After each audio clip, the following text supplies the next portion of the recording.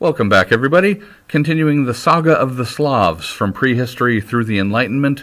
41 millennia down, 7 centuries to go. I want you to look at the painting. We now have the painter, Viktor Vaznetsov, and the title of the painting, Battle Between the Slavs and the Scythians. Obviously, 1881 is long after the events portrayed. I want you to study the image and the title and see if you can detect any historical discrepancies, inaccuracies, anachronisms. I hope you noted that the Scythians dominated the Eurasian steppes from the 7th through the 3rd centuries BC. So a couple centuries before Christ, these guys were done. At that point, you didn't have Slavs, we had Proto-Slavs. And you certainly didn't have people wearing medieval chainmail with feet in stirrups. So, Viktor Vaznetsov, good painter, not a champion historian, sadly. Just to revisit our thesis, right, we're trying to figure out why Slavs tended to lag behind Western Europe by the modern era in terms of power, prosperity, and freedom. My thesis is that it is the misfortune of living in the flat steppes of Eastern Europe and getting frequently conquered by harsh rulers that retard the progress of Slavic civilization. There in turquoise are the steppes stretching from Eastern Europe all the way across Asia, highway for potential invaders. We saw that starting about AD 500, Slavs are spreading out all over Eastern Europe into Central Europe. We saw Vikings spark the first East Slav civilization in Kievan Rus. And we left off with Saint Vladimir the Great Christianizing Kievan Rus. After Vladimir dies, his 10 sons start killing one another for the privilege of ruling Kievan Rus. Yaroslav the Wise spends the bulk of his reign killing off rival brothers, and by the time he's done, Kievan Rus has achieved its greatest territorial extent. In other news, Yaroslav publishes the Ruskaya Pravda, Russia's first written law code. Pravda means truth, so the law is the truth. He also is an enthusiastic patron of the Eastern Orthodox Church. There at the bottom left is Yaroslav's seal, so that's a contemporary depiction of the man. He is such a generous sponsor of the Eastern Orthodox Church that he, like his dad, gets to be a saint. And the love for Yaroslav doesn't end there. Back in 2010, there was a major Russian film, Iron Lord, about Yaroslav's early years. Available on Amazon, evidently. Haven't seen it, don't know if it's any good. We saw earlier how Proto-Slavic split into the several Slavic languages that still exist today, and we looked at the divisions between the West Slavs, the South Slavs, and the East Slavs. This is handy review for the next slide. Here's Europe in 1054, a significant year for Kievan Rus because it's Yaroslav's death and Kievan Rus has reached its largest territorial size. But 1054 is also significant for Europe as a whole because this is the year of the Great Schism. Differences between the Eastern and Western churches have finally caused a formal split in Christianity. The Roman Catholic Church, still based in Rome, sponsored by the Holy Roman Empire, versus the Eastern Orthodox Church, based in Constantinople, sponsored by the Byzantine Empire. Let's take a quick tour of the 11th century world, starting with the Byzantine Empire, still based in the original heartland of Asia Minor, Anatolia, and Greece, the Balkans, a little bit of southern Italy, Crete, Cyprus, toehold in the Crimea. How about the Muslim world? Well, on the East European steppes, we still have a Volga-Bulgar Slavic state. Here is the northern bit of the Abbasid Caliphate, fading by now, but still hanging on to Mesopotamia and Iran, the big population centers. This is the northern extreme of the Fatimid Caliphate, which included the Levant and Egypt. The Muslim Western Mediterranean, however, was fragmented at this point. This is after the fall of the Umayyads, but before the Almoravids reunified the Muslim Western Mediterranean. So you have small Muslim states, Sicily, across North Africa, in most of Spain. Despite the political fragmentation, they're still culturally and economically thriving, thanks in part to the diversity and education of having Catholics and Moors and Jews living together and exchanging ideas. Got a Reconquista in progress in northern Spain. Largest Spanish state is Leon and Castile. Smaller ones include Navarre, Aragon, and Catalonia. The Kingdom of the West Franks has evolved into France. Anglo-Saxons still running England.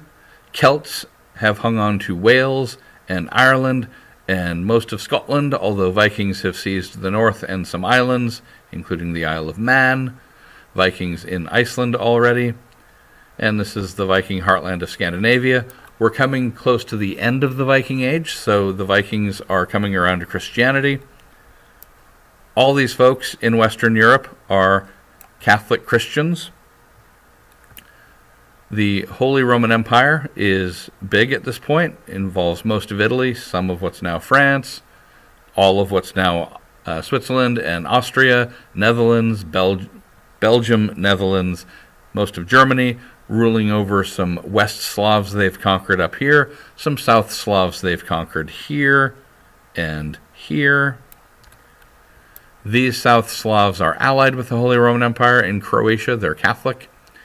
The Czech Bohemians, also allied and Catholic. The Poles, still Catholic, not getting along with the Holy Roman Empire right now. So most of the West Slavs have gone Catholic. Still got some West Slavs up here, the Vens, who are living stateless tribal society, and there's a West Slavic state of Pomerania. The Pomeranians and the Vens are still pagan. Balts are cousins of the Slavs, the Prussians, the Lithuanians, the Livonians, who we will later call Latvians, and the Estonians. These Balts are pagans too. This is why we're going to have northern crusades to Christianize the Baltic coastline. In other news, the Uralic-speaking Finns and Lapps, also still pagan. Hungary, the Magyars, are also Catholic. So note that the Catholic Church isn't just a Western European thing. It's Central Europe into Eastern Europe now. South Slav Bosnia, small state, still Orthodox, allied with the Byzantine Empire. But hey, wait a minute. What happened to Bulgaria? Some of it has been absorbed by the Byzantine Empire, some by Hungary, and some by the Turkic Pechenegs. You've got Turkic Pechenegs ruling over some South Slavs here, Oghuz Turks ruling over some East Slavs here. Note that Kievan Rus is mostly here, but they've got a couple non-contiguous pieces, sharing the Crimean Peninsula with the Byzantine Empire, a little bit of the Black Sea coast, and a pocket here on the River Don. Last thing I want you to notice on this map is population density, which is suggested by the number of cities and towns that are labeled on the map. You will see very dense population in the Byzantine Empire, in most of Western Europe, including the Muslim part, more densely populated actually than most of Christian Europe. Decent population density in Anglo-Saxon England. But the Celtic areas, very thinly populated. Scandinavia, sparsely populated. Slavic Europe, sparsely populated. Right? Jumping ahead to 1300, this map gives us a sense of the size of the cities in question. Looking down at the key, cities marked with a red dot have 50,000 people or more, and there are no such cities anywhere in the Slavic world. or the Scandinavian world, or the Celtic world. So where are they? Well, Constantinople, capital of the Byzantine Empire, has more than 50,000 people. None of the Muslim cities in North Africa do, but Muslim Granada in southern Spain is a large city. Palermo had been a large Muslim city until the Normans conquered it, and then it got absorbed into the Holy Roman Empire. The southern bit of the Holy Roman Empire is Italian-speaking, so Florence and Genoa and Milan are other big cities. Spanish-speaking Barcelona, 2 cities in France, Rouen and Bruges, and 1 English city, London. That's it. Another indicator of civilization, universities. Marked here by the purple squares. There is exactly 1 Slavic university, Prague in Czech Bohemia. Note that it comes late in 1348. No universities in the Byzantine Empire, but lots of universities in what's now Italy, in Spain and Portugal, in France, even a couple in England. So lots of education going on in late medieval Western Europe, gearing up for a Renaissance. Of course, the green arrows indicate the Catholic Crusades, the Reconquista against the Moors in Spain, the reconquest of Sicily, the Crusades primarily against Muslim states in the Levant, though also after the Great Schism, a side quest to loot the Byzantine Empire in the Fourth Crusade. Up here in the north, we have the promised crusades against pagan Slavs and pagan Balts, but also a Polish attack on Orthodox Christians in Russia. More on that a little bit later. These northern crusades are taking advantage of the fact that Kievan Rus has fractured into a host of small Russian principalities. And here they are in various shades of green. The truth is that Kievan Rus was always a decentralized feudal state, frequently racked by civil wars, and it gradually disintegrated over the last century of its existence. The successor states were mostly, of course, feudal monarchies, but the exception is a fascinating one, the Novgorod Republic. In 1136, the people of Novgorod expel their prince. They're done with him, and they do not replace him with a permanent prince. They take matters into their own hands with this fusion of Slavic and Scandinavian democracy. Novgorod, being far north, has a lot more Scandinavian cultural influence. Novgorod Republic has town meetings where they elect city leaders. It ends up being an oligarchy of local nobles, the boyars, and artisan groups. And they give executive authority, some to the Archbishop of Novgorod, but for military leadership, they invite princes from somewhere else to come in and rule them temporarily.